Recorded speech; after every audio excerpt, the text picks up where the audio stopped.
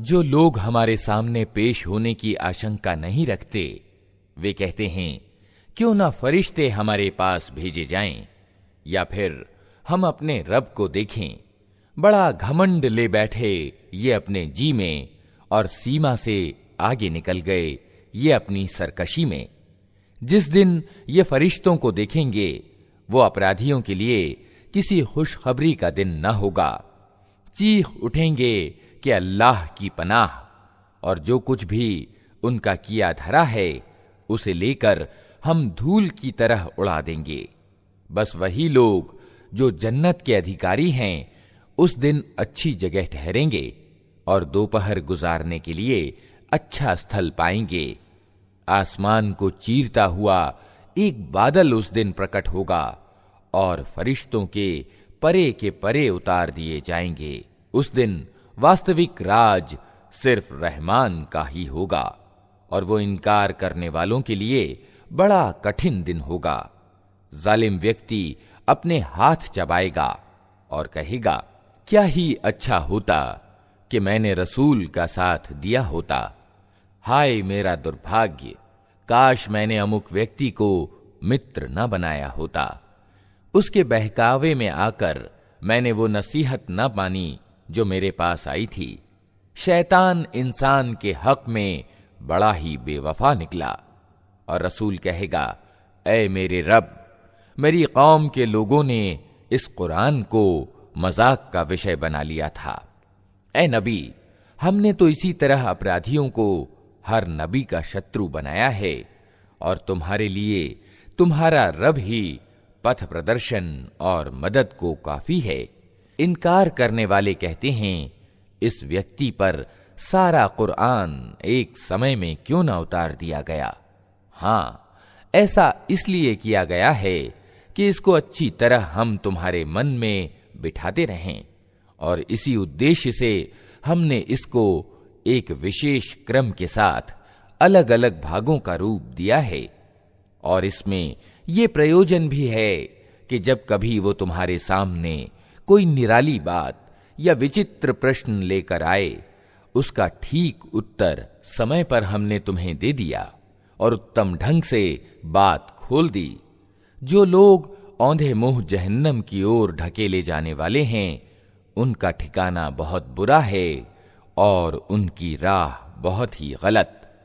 हमने मूसा को किताब दी और उसके साथ उसके भाई हारून को सहायक के रूप में लगाया, और उनसे कहा कि जाओ उस कौम की ओर जिसने हमारी आयतों को झुठला दिया है। आखिरकार उन लोगों को हमने तबाह करके रख दिया। यही हाल नूह की कौम वालों का हुआ।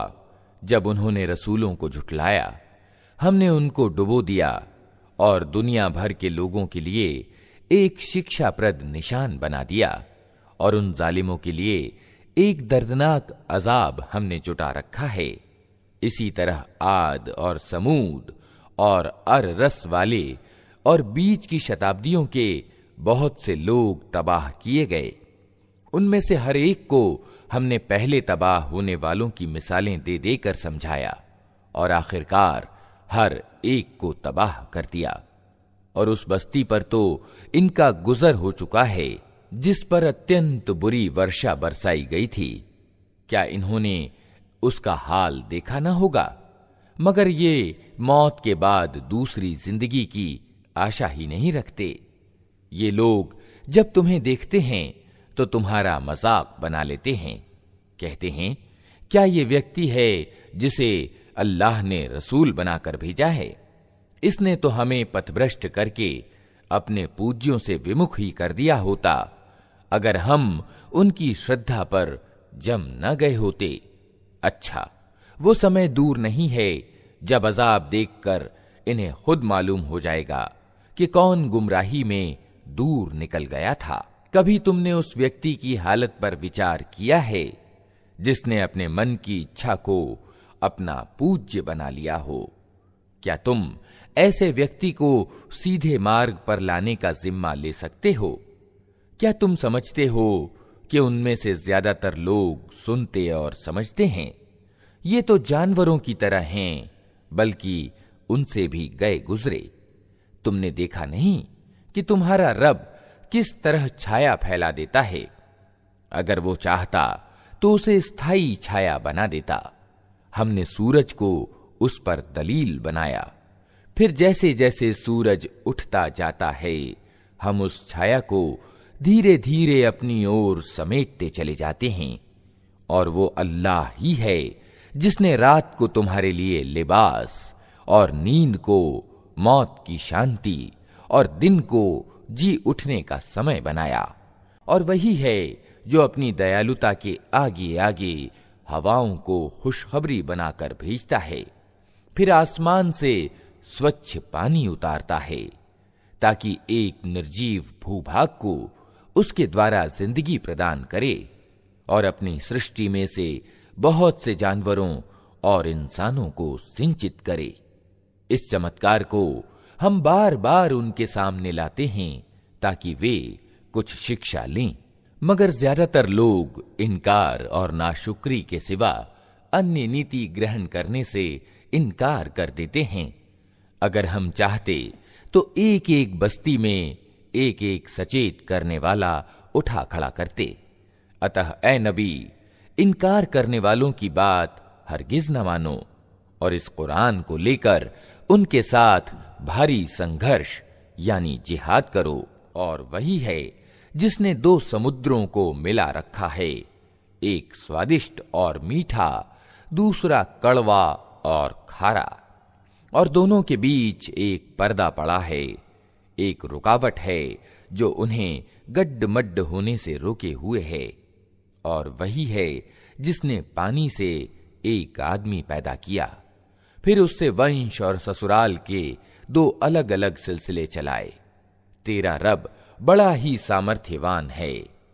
उस अल्लाह को छोड़कर लोग उनको पूज रहे हैं जो ना उनको लाभ पहुंचा सकते हैं न हानि, और ऊपर से ये भी कि इनकार करने वाला अपने रब के मुकाबले में हर विद्रोही का सहायक बना हुआ है। ए नबी, तुमको हमने बस एक खुशखबरी देने वाला और सचेत करने वाला बनाकर भेजा है। इनसे कह दो कि मैं इस काम पर तुमसे कोई बदला नहीं मांगता। मेरा बदला बस यही है कि जिसका जी चाहे वो अपने रब का मार्ग अपना ले। ए नबी, उस अल्लाह पर भरोसा रखो जो जिंदा है और कभी मरने वाला नहीं। उसकी प्रशंसा के साथ उसकी तस्बीह करो। अपने बंदों के गुनाहों से बस उसी का बाखबर होना काफी है। वो जिसने 6 दिनों में जमीन और आसमानों को और उन सारी चीजों को बनाकर रख दिया जो आसमानों और जमीन के बीच हैं, फिर आप ही सिंहासन पर विराजमान हुआ। रहमान, उसकी महिमा बस किसी जानने वाले से पूछो। उन लोगों से जब कहा जाता है कि उस रहमान को सजदा करो तो कहते हैं, रहमान क्या होता है? क्या बस जिसे तू कह दे उसी को हम सजदा करते फिरें? ये आमंत्रण उनकी नफरत में उल्टा और अभिवृद्धि कर देता है।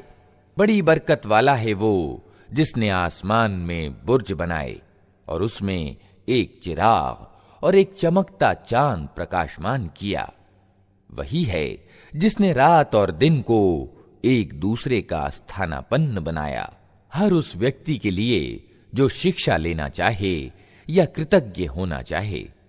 रहमान के वास्तविक बंदे वे हैं जो जमीन पर नर्म चाल चलते हैं और जाहिल उनके मुंह आए तो कह देते हैं कि तुमको सलाम। जो अपने रब के आगे सजदे में और खड़े रातें गुजारते हैं, जो दुआएं करते हैं कि ऐ हमारे रब, जहन्नम के अजाब से हमको बचा ले। उसका अजाब तो जान का लागू है। वो तो बड़ी ही बुरी ठहरने की जगह और स्थान है। जो खर्च करते हैं तो न फजूल खर्ची करते हैं और न कंजूसी से काम लेते हैं, बल्कि उनका खर्च दोनों सीमाओं के बीच संतुलन पर स्थिर रहता है। जो अल्लाह के सिवा किसी और पूज्य को नहीं पुकारते, अल्लाह के वर्जित किए हुए किसी जीव का नाहक कत्ल नहीं करते और न व्यभिचार करते हैं, ये काम जो कोई करेगा वो अपने गुनाह का बदला पाएगा। क़यामत के दिन उसको बढ़ाकर अजाब दिया जाएगा और उसी में वो हमेशा अपमान सहित पड़ा रहेगा। ये और बात है कि कोई इन गुनाहों के बाद तौबा कर चुका हो और ईमान लाकर अच्छा कर्म करने लगा हो। ऐसे लोगों की बुराइयों को अल्लाह भलाइयों से बदल देगा और वो बड़ा क्षमाशील और दयावान है। जो व्यक्ति तौबा करके अच्छा कर्म करता है वो तो अल्लाह की ओर पलट आता है जैसा कि पलटने का हक है। और रहमान के बंदे वे हैं जो झूठ के गवाह नहीं बनते और किसी बेहुदा चीज पर उनका गुजर हो जाए तो सज्जन आदमियों की तरह गुजर जाते हैं, जिन्हें अगर उनके रब की आयतें सुनाकर नसीहत की जाती है तो वे उस पर अंधे और बहरे बनकर नहीं रह जाते। जो दुआएं मांगा करते हैं कि ऐ हमारे रब, हमें अपनी बीवियों और अपनी औलाद से आंखों की ठंडक दे और हमको डर रखने वालों का इमाम बना। ये हैं वे लोग जो अपने सब्र का फल उच्च भवन के रूप में पाएंगे। आदर सूचक शब्दों और सलाम से उनका स्वागत होगा। वे हमेशा हमेशा वहां रहेंगे। क्या ही अच्छा है वो ठहरने की जगह और स्थान। ऐ नबी, लोगों से कहो, मेरे रब को तुम्हारी क्या जरूरत पड़ी है अगर तुम उसको ना पुकारो। अब जबकि तुमने झुठला दिया है, जल्द ही वो सजा पाओगे कि जान छुड़ानी असंभव होगी। अल्लाह के नाम से जो बड़ा ही मेहरबान और रहम करने वाला है। तासीन मीम, ये स्पष्ट किताब की आयतें हैं। ऐ नबी, शायद तुम इस गम में अपनी जान खो दोगे कि ये लोग ईमान नहीं लाते। हम चाहें तो आसमान से ऐसी निशानी उतार सकते हैं कि इनकी गर्दनें उसके आगे झुक जाएं। इन लोगों के पास रहमान की ओर से जो नई नसीहत भी आती है, ये उससे मुंह मोड़ लेते हैं। अब जबकि ये झुठला चुके हैं, जल्द ही इनको उस चीज की वास्तविकता का विभिन्न ढंग से ज्ञान हो जाएगा जिसका ये मजाक उड़ाते रहे हैं। और क्या इन्होंने कभी जमीन पर निगाह नहीं डाली कि हमने कितनी बड़ी मात्रा में हर तरह की अच्छी वनस्पति उसमें पैदा की है। यकीनन इसमें एक निशानी है, मगर इनमें से ज्यादातर मानने वाले नहीं। और वास्तविकता ये है कि तेरा रब प्रभुत्वशाली भी है और दयावान भी। इन्हें उस समय का हाल सुनाओ जबकि तुम्हारे रब ने मूसा को पुकारा। जालिम कौमों के पास जा, फिरौन की कौम वालों के पास, क्या वे नहीं डरते? उसने निवेदन किया, ऐ मेरे रब, मुझे डर है कि वे मुझे झुठला देंगे। मेरा सीना घुटता है और मेरी जबान नहीं चलती। आप हारून की ओर रिसालत यानी पैगंबरी भेजें, और मुझ पर उनके यहां एक अपराध का आरोप भी है, इसलिए मैं डरता हूं कि वे मुझे मार डालेंगे। कहा, हरगिज नहीं, तुम दोनों जाओ हमारी निशानियां लेकर, हम तुम्हारे साथ सब कुछ सुनते रहेंगे। फिरौन के पास जाओ और उससे कहो, हमको सारे जहान के रब ने इसलिए भेजा है कि तू इस्राएल की संतान को हमारे साथ जाने दे। फिरौन ने कहा, क्या हमने तुझको अपने यहां बच्चा सा नहीं पाला था? तूने अपनी उम्र के कई साल हमारे यहां बिताए, और इसके बाद कर गया जो कुछ कर गया, तू बड़ा कृतघ्न आदमी है। मूसा ने जवाब दिया, उस समय वो काम मैंने अनजाने में कर दिया था, फिर मैं तुम्हारे डर से भाग गया। इसके बाद मेरे रब ने मुझे निर्णय शक्ति प्रदान की और मुझे रसूलों में शामिल कर लिया। रहा तेरा उपकार जो तूने मुझ पर जताया है, तो उसकी वास्तविकता ये है कि तूने इस्राएल की संतान को दास बना लिया था। फिरौन ने कहा, और ये सारे जहान का रब क्या होता है? मूसा ने जवाब दिया, आसमानों और जमीन का रब और उन सब चीजों का रब जो आसमान और जमीन के बीच हैं। अगर तुम विश्वास करने वाले हो। फिरौन ने अपने आसपास के लोगों से कहा, सुनते हो? मूसा ने कहा, तुम्हारा रब भी और तुम्हारे उन बाप दादाओं का रब भी जो गुजर चुके हैं। फिरौन ने उपस्थित लोगों से कहा, तुम्हारे ये रसूल साहब जो तुम्हारी ओर भेजे गए हैं बिल्कुल ही पागल मालूम होते हैं। मूसा ने कहा, पूरब और पश्चिम और जो कुछ इनके बीच है सबका रब, अगर आप लोग कुछ बुद्धि रखते हैं। फिरौन ने कहा, अगर तूने मेरे सिवा किसी और को पूज्य माना तो तुझे भी उन लोगों में शामिल कर दूंगा जो जेलों में पड़े सड़ रहे हैं। मूसा ने कहा, यद्यपि मैं ले आऊं तेरे सामने एक स्पष्ट चीज भी। फिरौन ने कहा, अच्छा तो ले आ, अगर तू सच्चा है। उसकी जबान से ये बात निकलते ही मूसा ने अपनी लाठी यानी असा फेंकी और अचानक वो एक प्रत्यक्ष अजगर था। फिर उसने अपना हाथ बगल से खींचा और वो सब देखने वालों के सामने चमक रहा था। फिरौन अपने आसपास के सरदारों से बोला, ये व्यक्ति यकीनन एक कुशल जादूगर है, चाहता है कि अपने जादू के जोर से तुमको तुम्हारे देश से निकाल दे। अब बताओ तुम क्या आदेश देते हो? उन्होंने कहा, उसे और उसके भाई को रोक लीजिए और शहरों में हर कार्य भेज दीजिए कि हर कुशल जादूगर को आपके पास ले आएं। अतएव एक दिन निश्चित समय पर जादूगर इकट्ठे कर लिए गए और लोगों से कहा गया, तुम जनसभा में चलोगे? शायद कि हम जादूगरों के धर्म ही पर रह जाएं अगर वे विजयी हुए। जब जादूगर मैदान में आए तो उन्होंने फिरौन से कहा, हमें इनाम तो मिलेगा अगर हम विजयी हुए? उसने कहा, हां, और तुम तो उस समय समीपवर्ती लोगों में सम्मिलित हो जाओगे। मूसा ने कहा, फेंको जो तुम्हें फेंकना है। उन्होंने तुरंत अपनी रस्सियां और लाठियां फेंक दीं और बोले, फिरौन के प्रताप से हम ही विजयी होंगे। फिर मूसा ने अपनी लाठी फेंकी तो सहसा वो उनके झूठे चमत्कारों को हड़प करती चली जा रही थी। इस पर सारे जादूगर बेकाबू होकर सजदे में गिर पड़े और बोल उठे कि मान गए हम सारे जहान के रब को, मूसा और हारून के रब को। फिरौन ने कहा, तुम मूसा की बात मान गए इससे पहले कि मैं तुम्हें इजाजत देता। अवश्य ये तुम्हारा बड़ा गुरु है जिसने तुम्हें जादू सिखाया है।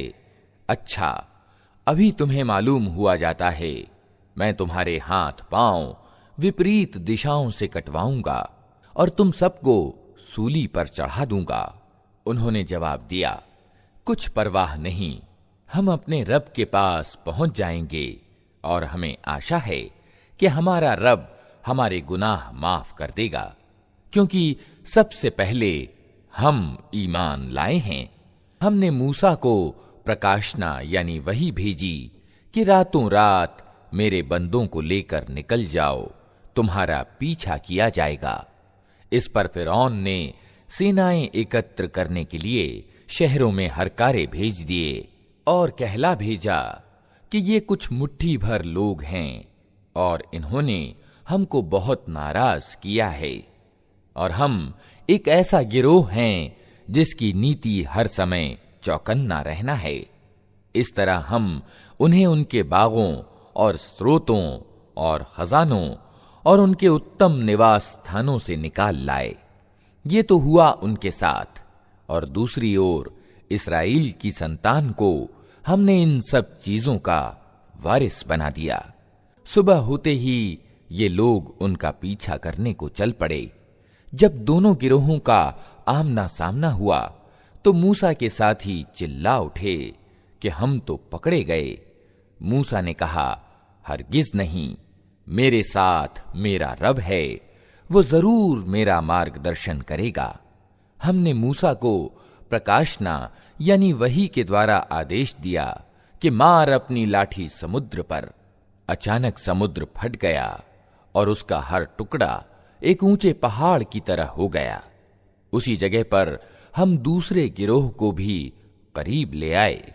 मूसा और उन सब लोगों को जो उसके साथ थे हमने बचा लिया और दूसरों को डुबो दिया। इस घटना में एक निशानी है, मगर इन लोगों में से ज्यादातर मानने वाले नहीं हैं। और वास्तविकता ये है कि तेरा रब प्रभुत्वशाली भी है और दयावान भी। और इन्हें इब्राहीम का किस्सा सुनाओ, जबकि उसने अपने बाप और अपनी कौम वालों से पूछा था कि ये क्या चीजें हैं जिनको तुम पूजते हो। उन्होंने जवाब दिया, कुछ मूर्तियां हैं जिनकी हम पूजा करते हैं और उन्हीं की सेवा में हम लगे रहते हैं। उसने पूछा, क्या ये तुम्हारी सुनती हैं जब तुम इन्हें पुकारते हो, या ये तुम्हें कुछ लाभ या हानि पहुंचाती हैं? उन्होंने जवाब दिया, नहीं, बल्कि हमने अपने बाप दादा को ऐसा ही करते पाया है। इस पर इब्राहीम ने कहा, कभी तुमने आंखें खोलकर उन चीजों को देखा भी जिनकी बंदगी तुम और तुम्हारे पिछले बाप दादा करते रहे?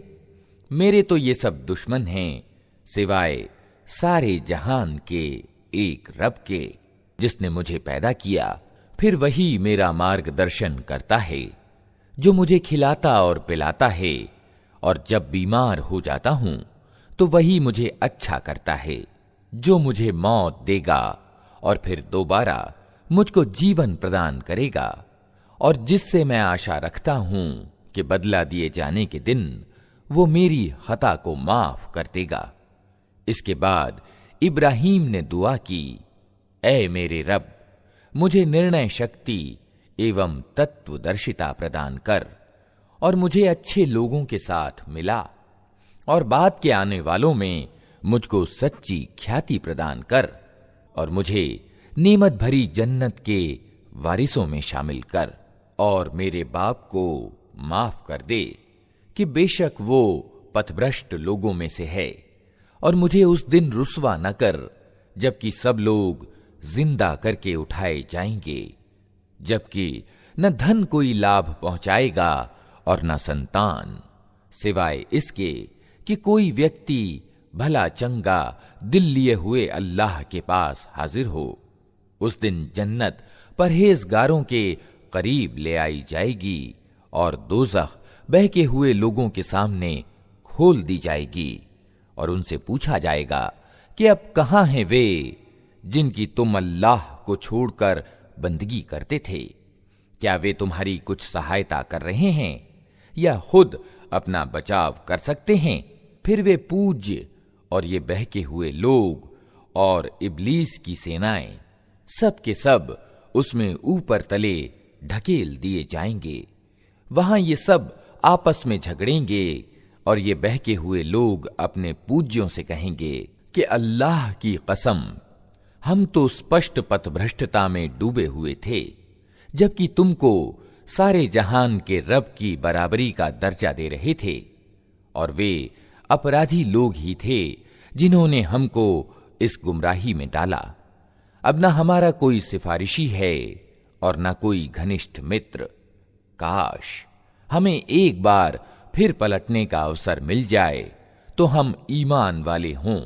यकीनन इसमें एक बड़ी निशानी है, मगर ज्यादातर लोग ईमान लाने वाले नहीं। और वास्तविकता ये है कि तेरा रब प्रभुत्वशाली भी है और दयावान भी। नूह के लोगों ने रसूलों को झुठलाया। याद करो जबकि उनके भाई नूह ने उनसे कहा था, क्या तुम डरते नहीं हो? मैं तुम्हारे लिए एक अमानतदार रसूल हूं, अतः तुम अल्लाह से डरो और मेरी आज्ञा का पालन करो। मैं इस काम पर तुमसे किसी पारिश्रमिक की मांग नहीं करता। मेरा पारिश्रमिक तो सारे जहान के रब के जिम्मे है, अतः तुम अल्लाह से डरो और बेखटके मेरी आज्ञा का पालन करो। उन्होंने जवाब दिया, क्या हम तुझे मान लें जबकि तेरी पैरवी अत्यंत नीच लोगों ने अपनाई है। नूह ने कहा, मैं क्या जानूं कि उनके कर्म कैसे हैं, उनका हिसाब तो मेरे रब के जिम्मे है। काश तुम कुछ चेतना से काम लो। मेरा ये काम नहीं है कि जो ईमान लाएं उनको मैं धुतकार दूं। मैं तो बस एक स्पष्ट रूप से सावधान कर देने वाला आदमी हूं। उन्होंने कहा, ऐ नूह, अगर तू बाज ना आया तो फिटकारे हुए लोगों में सम्मिलित होकर रहेगा। नूह ने दुआ की, ऐ मेरे रब, मेरी कौम ने मुझे झुठला दिया। अब मेरे और उनके बीच दो टूक फैसला कर दे और मुझे और जो ईमान वाले मेरे साथ हैं उनको बचा ले। आखिरकार हमने उसको और उसके साथियों को एक भरी हुई नाव में बचा लिया और इसके बाद बाकी लोगों को डुबो दिया। यकीनन इसमें एक निशानी है, मगर इनमें से ज्यादातर लोग मानने वाले नहीं। और वास्तविकता ये है कि तेरा रब प्रभुत्वशाली भी है और दयावान भी है। आद ने रसूलों को झुठलाया, याद करो जबकि उनके भाई हूद ने उनसे कहा था, क्या तुम डरते नहीं? मैं तुम्हारे लिए एक अमानतदार रसूल हूं, अतः तुम अल्लाह से डरो और मेरी आज्ञा का पालन करो। मैं इस काम पर तुमसे किसी बदले की मांग नहीं करता। मेरा बदला तो सारे जहान के रब के जिम्मे है। ये तुम्हारा क्या हाल है कि हर ऊंचे स्थान पर व्यर्थ एक यादगार भवन निर्मित कर डालते हो और बड़े बड़े महलों का निर्माण करते हो, मानो तुम्हें हमेशा रहना है। और जब किसी पर हाथ डालते हो अत्यंत निर्दय अत्याचारी बनकर डालते हो। अतः तुम लोग अल्लाह से डरो और मेरी आज्ञा का पालन करो। डरो उससे जिसने वो कुछ तुम्हें दिया है जो तुम जानते हो। तुम्हें जानवर दिए, संतानें दीं, बाग दिए और स्रोत दिए। मुझे तुम्हारे बारे में एक बड़े दिन के अजाब का डर है। उन्होंने जवाब दिया, तू नसीहत कर या न कर, हमारे लिए सब समान है। ये बातें तो यूं ही होती चली आई हैं और हम अजाब में पड़ने वाले नहीं हैं। आखिरकार उन्होंने उसे झुठला दिया और हमने उनको तबाह कर दिया। यकीनन इसमें एक निशानी है, मगर इनमें से ज्यादातर लोग मानने वाले नहीं हैं। और वास्तविकता ये है कि तेरा रब प्रभुत्वशाली भी है और दयावान भी। समूद ने रसूलों को झुठलाया, याद करो जबकि उनके भाई सालेह ने उनसे कहा, क्या तुम डरते नहीं? मैं तुम्हारे लिए एक अमानतदार रसूल हूं, अतः तुम अल्लाह से डरो और मेरी आज्ञा का पालन करो। मैं इस काम पर तुमसे किसी बदले की मांग नहीं करता। मेरा बदला तो सारे जहान के रब के जिम्मे है। क्या तुम उन सब चीजों के बीच जो यहां हैं बस यूं ही निश्चिंतता पूर्वक रहने दिए जाओगे? इन बागों और स्रोतों में, इन खेतों और उद्यानों में जिनके गुच्छे रस भरे हैं, तुम पहाड़ खोद खोद कर गर्व के साथ उनमें भवनों का निर्माण करते हो। अल्लाह से डरो और मेरी आज्ञा का पालन करो। उन मर्यादाहीन लोगों की आज्ञा का पालन न करो जो जमीन में बिगाड़ पैदा करते हैं और कोई सुधार नहीं करते। उन्होंने जवाब दिया, तू बस जादू का मारा हुआ एक आदमी है। तू हम जैसे एक इंसान के सिवा और क्या है? ला कोई निशानी अगर तू सच्चा है। सालेह ने कहा, ये ऊंटनी है, एक दिन इसके पीने का है और एक दिन तुम सबके पानी लेने का। इसको हरगिज न छेड़ना, नहीं तो एक बड़े दिन का अजाब तुमको आ लेगा। मगर उन्होंने उसकी कूंचें काट दी और आखिरकार पछताते रह गए। अजाब ने उन्हें आ लिया।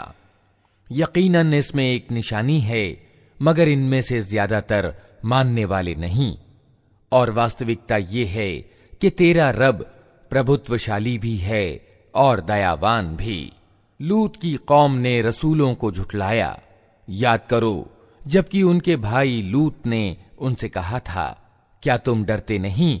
मैं तुम्हारे लिए एक अमानतदार रसूल हूं, अतः तुम अल्लाह से डरो और मेरी आज्ञा का पालन करो। मैं इस काम पर तुमसे किसी बदले की मांग नहीं करता। मेरा बदला तो सारे जहान के रब के जिम्मे है। क्या तुम दुनिया वालों में से मर्दों के पास जाते हो और तुम्हारी बीवियों में तुम्हारे रब ने तुम्हारे लिए जो कुछ पैदा किया है उसे छोड़ देते हो, बल्कि तुम लोग तो सीमा से आगे बढ़ गए हो। उन्होंने कहा, ऐ लूत, अगर तू इन बातों से बाज ना आया तो जो लोग हमारी बस्तियों से निकाले गए हैं उनमें तू भी शामिल होकर रहेगा। उसने कहा, तुम्हारी करतूतों पर जो लोग कुढ़ रहे हैं मैं उनमें सम्मिलित हूं। ऐ पालनहार, मुझे और मेरे घर वालों को इनके दुराचरणों से बचा। आखिरकार हमने उसे और उसके सब घर वालों को बचा लिया, सिवाय एक बुढ़िया के जो पीछे रह जाने वालों में थी। फिर बाकी लोगों को हमने तबाह कर दिया और उन पर बरसाई एक बरसात, बड़ी ही बुरी वर्षा थी जो उन डराए जाने वालों पर उतरी। यकीनन इसमें एक निशानी है, मगर इनमें से ज्यादातर मानने वाले नहीं। और वास्तविकता ये है कि तेरा रब प्रभुत्वशाली भी है और दयावान भी। अल आइका वालों ने रसूलों को झुठलाया। याद करो जबकि शुएब ने उनसे कहा था, क्या तुम डरते नहीं? मैं तुम्हारे लिए एक अमानतदार रसूल हूं, अतः तुम अल्लाह से डरो और मेरी आज्ञा का पालन करो। मैं इस काम पर तुमसे किसी बदले की मांग नहीं करता। मेरा बदला तो सारे जहान के रब के जिम्मे है। पैमाने ठीक भरो और किसी को घाटा न दो। ठीक तराजू से तौलो और लोगों को उनकी चीजें कम न दो। जमीन में बिगाड़ ना फैलाते फिरो और उस सत्ता का डर रखो जिसने तुम्हें और पिछली नस्लों को पैदा किया है। उन्होंने कहा, तू बस जादू का मारा एक आदमी है और तू कुछ नहीं है मगर एक इंसान हम ही जैसा, और हम तो तुझे बिल्कुल झूठा समझते हैं। अगर तू सच्चा है तो हम पर आसमान का कोई टुकड़ा गिरा दे। शुएब ने कहा, मेरा रब जानता है जो कुछ तुम कर रहे हो। उन्होंने उसे झुठला दिया। आखिरकार छतरी वाले दिन का अजाब उन पर आ गया और वो बड़े ही भयानक दिन का अजाब था। यकीनन इसमें एक निशानी है, मगर इनमें से ज्यादातर मानने वाले नहीं। और वास्तविकता ये है कि तेरा रब प्रभुत्वशाली भी है और दयावान भी। ये सारे जहान के रब की उतारी हुई चीज है। इसे लेकर तेरे दिल पर अमानतदार आत्मा उतरी है ताकि तू उन लोगों में सम्मिलित हो जो अल्लाह की ओर से लोगों को सावधान करने वाले हैं, स्पष्टतः अरबी भाषा में, और अगले लोगों की किताबों में भी ये मौजूद है। क्या इन मक्का वालों के लिए ये कोई निशानी नहीं है कि इसे इस्राएलियों के विद्वान जानते हैं? लेकिन इनकी हठधर्मी का हाल तो ये है कि अगर हम इसे गैर अरबी भाषी पर भी उतार दे और ये अच्छी वाणी वो इनको पढ़कर सुनाता, तब भी ये न मानते। इसी तरह हमने इस जिक्र को अपराधियों के दिलों में गुजारा है। वे इस पर ईमान नहीं लाते जब तक कि दर्दनाक अजाब न देख लें। फिर जब वो बेखबरी में उन पर आ पड़ता है, उस समय वे कहते हैं कि क्या अब हमें कुछ मोहलत मिल सकती है? तो क्या ये लोग हमारे अजाब के लिए जल्दी मचा रहे हैं? तुमने कुछ विचार किया? अगर हम इन्हें वर्षों तक सुख भोगने की मोहलत भी दे दें और फिर वही चीज इन पर आ जाए जिससे इन्हें डराया जा रहा है, तो वो जीवन सामग्री जो इनको प्राप्त है इनके किस काम आएगी? देखो, हमने कभी किसी बस्ती को इसके बिना तबाह नहीं किया कि उसके लिए सचेत करने वाले नसीहत का हक अदा करने को मौजूद थे और हम जालिम न थे। इस स्पष्ट किताब को शैतान लेकर नहीं उतरे हैं, न ये काम उनको सजता है और न वे ऐसा कर ही सकते हैं। वे तो इसके सुनने तक से दूर रखे गए हैं। अतः ए नबी, अल्लाह के साथ किसी दूसरे इलाह यानी इष्ट पूज्य को न पुकारना, वरना तुम भी सजा पाने वालों में सम्मिलित हो जाओगे। अपने निकटतम नातेदारों को डराओ और ईमान लाने वालों में से जो लोग तुम्हारे अनुयायी हों उनके साथ विनम्रता का व्यवहार करो। लेकिन अगर वे तुम्हारी अवज्ञा करें तो उनसे कह दो कि जो कुछ तुम करते हो उसकी जिम्मेदारी से मैं बरी हूं, और उस प्रभुत्वशाली और दयावान पर भरोसा करो जो तुम्हें उस समय देख रहा होता है जब तुम उठते हो, और सजदा करने वाले लोगों में तुम्हारी गतिविधि पर निगाह रखता है। वो सब कुछ सुनने और जानने वाला है। लोगों, क्या मैं तुम्हें बताऊं कि शैतान किस पर उतरा करते हैं? वे हर जालसाज दुष्कर्मी पर उतरा करते हैं। सुनी सुनाई बातें कानों में फूंकते हैं और उनमें से ज्यादातर झूठे होते हैं। रहे कवि तो उनके पीछे बहके हुए लोग चला करते हैं। क्या तुम देखते नहीं हो कि वे प्रत्येक घाटी में भटकते हैं और ऐसी बातें कहते हैं जो करते नहीं हैं, सिवाय उन लोगों के जो ईमान लाए और जिन्होंने अच्छे कर्म किए और अल्लाह को ज्यादा याद किया। और जब उन पर जुल्म किया गया तो सिर्फ बदला ले लिया, और जुल्म करने वालों को जल्द ही मालूम हो जाएगा कि उन्हें किस परिणाम का सामना है। अल्लाह के नाम से जो बड़ा ही मेहरबान और रहम करने वाला है। तासीन। ये आयतें हैं कुरान और स्पष्ट किताब की। मार्गदर्शन और शुभ सूचना उन ईमान वालों के लिए जो नमाज कायम करते और ज़कात यानी दान देते हैं, और फिर वे ऐसे लोग हैं जो आखिरत पर पूरा विश्वास रखते हैं। वास्तविकता ये है कि जो लोग आखिरत को नहीं मानते उनके लिए हमने उनकी करतूतों को शोभायमान बना दिया है, इसलिए वे भटकते फिरते हैं। ये वे लोग हैं जिनके लिए बुरी सजा है और आखिरत में भी यही सबसे ज्यादा घाटे में रहने वाले हैं। और ए नबी, निस्संदेह तुम ये कुरान एक तत्वदर्शी और सर्वज्ञ सत्ता की ओर से पा रहे हो।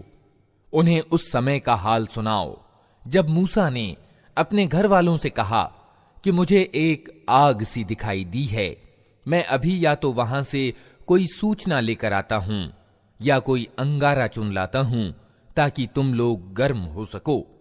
वहां जो पहुंचा तो आवाज आई कि मुबारक है वो जो इस आग में है और जो इसके वातावरण में है।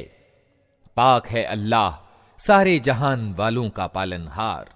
ऐ मूसा, ये मैं हूं अल्लाह, प्रभुत्वशाली और तत्वदर्शी। और फेंक तो तनिक अपनी लाठी।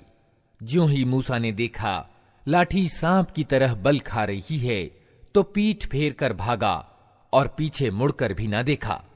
ऐ मूसा, डरो नहीं, मेरे पास रसूल डरा नहीं करते सिवाय इसके कि किसी ने कसूर किया हो, फिर अगर बुराई के बाद उसने भलाई से अपने कर्म को बदल लिया तो मैं माफ करने वाला दयावान हूं। और तनिक अपना हाथ अपने गरेबान में तो डालो, चमकता हुआ निकलेगा बिना किसी तकलीफ के। ये 2 निशानियां 9 निशानियों में से हैं फिरौन और उसकी कौम की ओर ले जाने के लिए।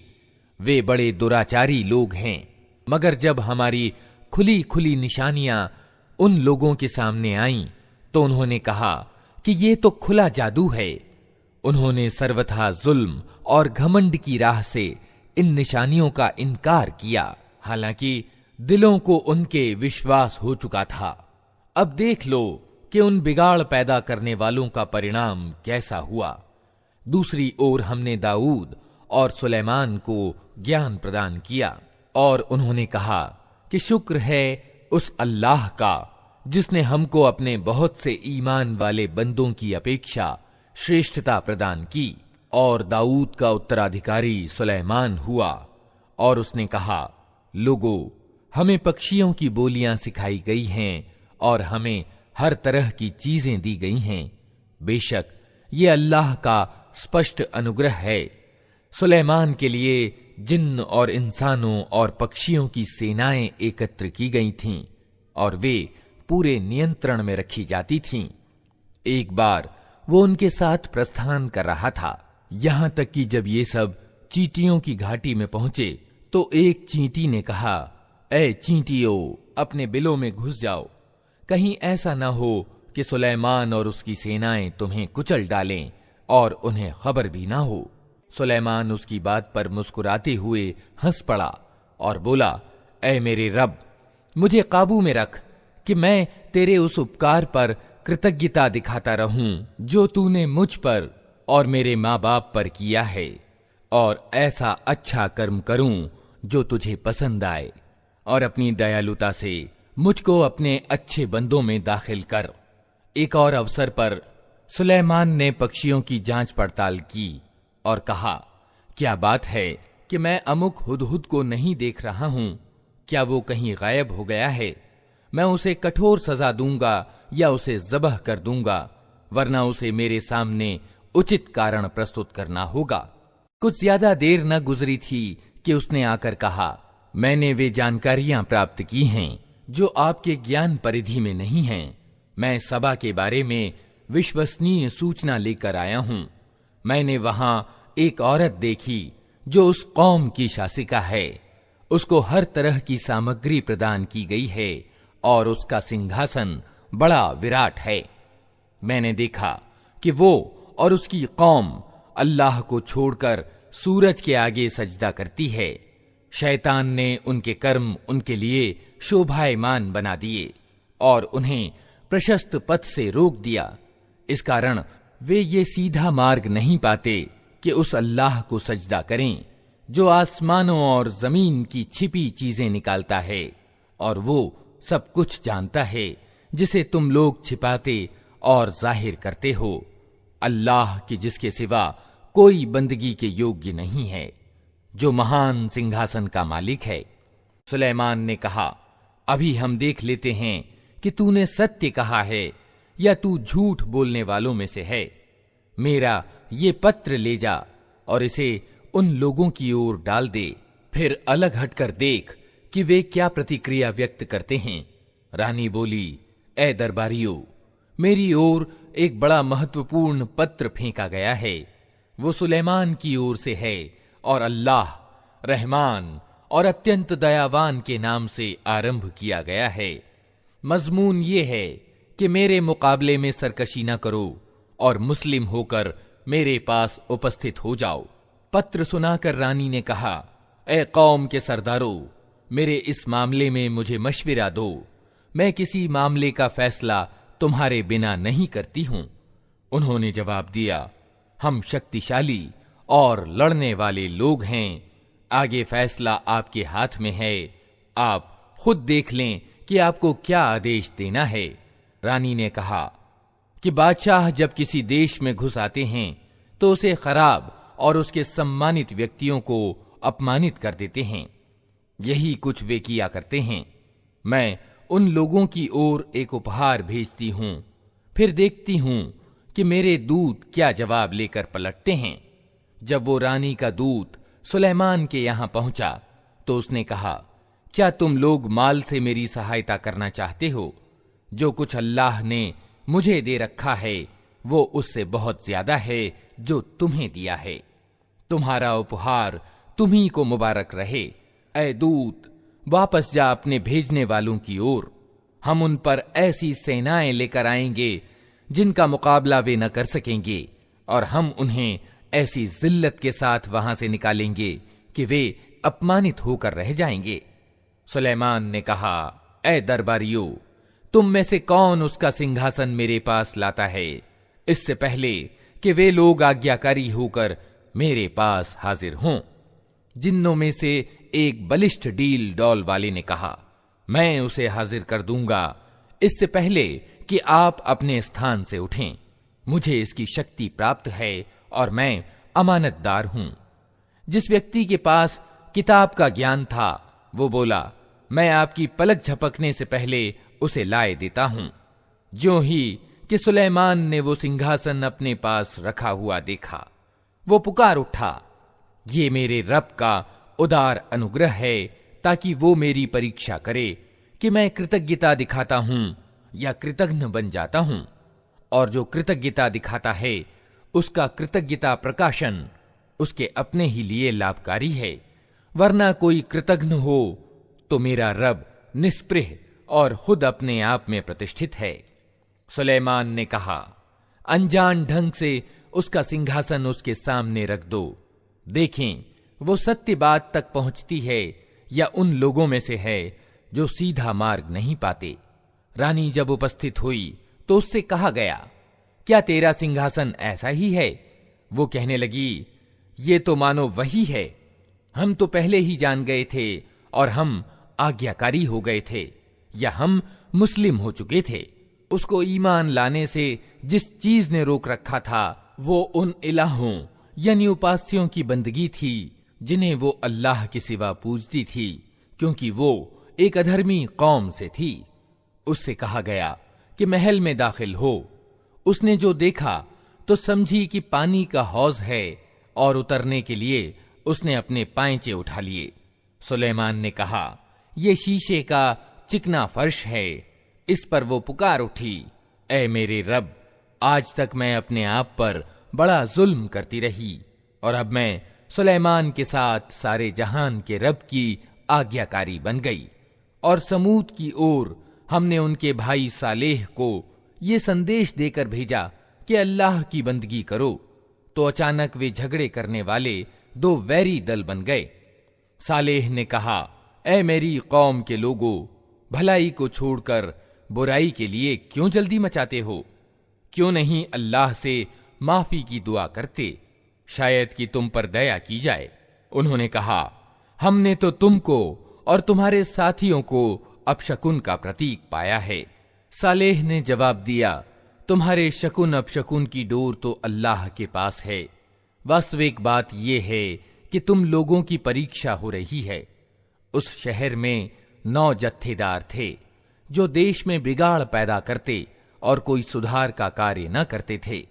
उन्होंने आपस में कहा, ईश्वर की कसम खाकर प्रतिज्ञा कर लो कि हम सालेह और उसके घर वालों पर रात को हमला करेंगे और उसके वली यानी अभिभावक से कह देंगे कि हम उसके परिवार के विनाश के अवसर पर मौजूद न थे। हम बिल्कुल सच कहते हैं। ये चाल तो वे चले और फिर एक चाल हमने चली जिसकी उन्हें खबर न थी। अब देख लो कि उनकी चाल का परिणाम क्या हुआ। हमने तबाह करके रख दिया उनको और उनकी पूरी कौम को। वे उनके घर खाली पड़े हैं उस जुल्म के बदले में जो वे करते थे। इसमें एक शिक्षा सामग्री है उन लोगों के लिए जो ज्ञानवान हैं। और बचा लिया हमने उन लोगों को जो ईमान लाए थे और अवज्ञा से बचते थे। और लूत को हमने भेजा। याद करो वो समय जब उसने अपनी कौम से कहा, क्या तुम आंखों देखते अश्लील कर्म करते हो? क्या तुम्हारा यही चलन है कि औरतों को छोड़कर मर्दों के पास काम वासना की पूर्ति के लिए जाते हो? वास्तविकता ये है कि तुम लोग घोर अज्ञानता का कर्म करते हो। मगर उसकी कौम का जवाब इसके सिवा कुछ न था कि उन्होंने कहा, निकाल दो लूत के घर वालों को अपनी बस्ती से, ये बड़े पवित्राचारी बनते हैं। आखिरकार हमने बचा लिया उसको और उसके घर वालों को सिवाय उसकी बीवी के, जिसका पीछे रह जाना हमने नियत कर दिया था। और बरसाई उन लोगों पर एक बरसात, बहुत ही बुरी बरसात थी वो उन लोगों के हक में जिन्हें सावधान किया जा चुका था। ऐ नबी, कहो, प्रशंसा है अल्लाह के लिए और सलाम उसके उन बंदों पर जिन्हें उसने चुन लिया। इनसे पूछो, अल्लाह अच्छा है या वे इलाह यानी उपास्य जिन्हें ये लोग उसका सहभागी बना रहे हैं।